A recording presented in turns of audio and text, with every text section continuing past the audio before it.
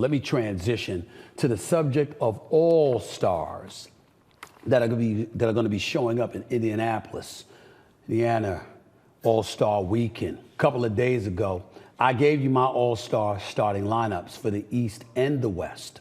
Now I want to share with you who I feel should be the reserves. Now, if you look at the starters right here, just look on this list right here, okay? In the East, we got Tyrese Halliburton, Donovan Mitchell, Jason Tatum, Giannis Antetokounmpo, and Joel Embiid. Those are starters, okay? My starters. We're looking at the Western Conference. Shai Gilgeous-Alexander, Luka Doncic, Kevin Durant, Anthony Davis, Nikola Jokic. Now, before I go any further, I put Anthony Davis in the starting lineup instead of LeBron James because LeBron James has leaned on him heavily this year. He's averaged 25 and 12 on better than 50% shooting this year. And LeBron says we go as he goes. So because he's tried to step back a touch and lean on Anthony Davis a little bit more, and Anthony Davis has answered the call and has barely missed any games, I thought it was right for LeBron to be an all-star, but in the same breath, somebody in my position to label him a reserve and give the nod to Anthony Davis. That's all. But here's the actual reserves that exist on these all-star teams. Let's stay out west for a second. Steph Curry, no problem there. Anthony Davis, Paul George, Kawhi Leonard, Devin Booker, Karl Anthony Towns, and Anthony Edwards. Now I'm going to say this to you. I think there only should have been one Minnesota Timberwolf. I know that Karl Anthony Towns is averaging better than 23 and 9. I know that Minnesota's the #1 seed.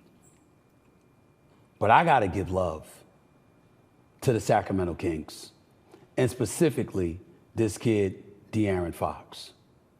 He's averaging 27 a game.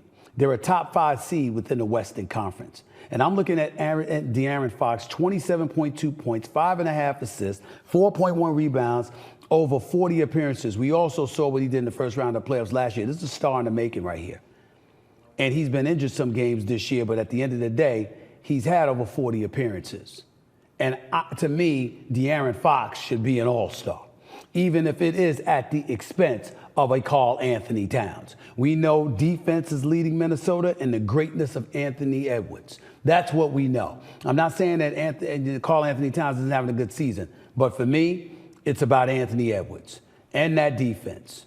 That's where I look at. I'm sorry. I got to put De'Aaron Fox on this squad. Let me transition to the Eastern Conference, please, because I think this is important.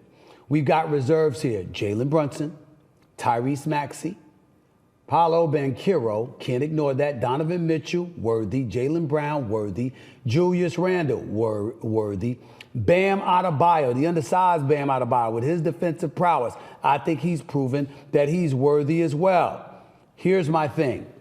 When I'm looking at this list, and I'm thinking about some of the guys on there, of course, Julius Randle will be taken off. He's injured, so we understand that. So he's not going to play. I think automatically Scotty Barnes for the Toronto Raptors should be inserted in there.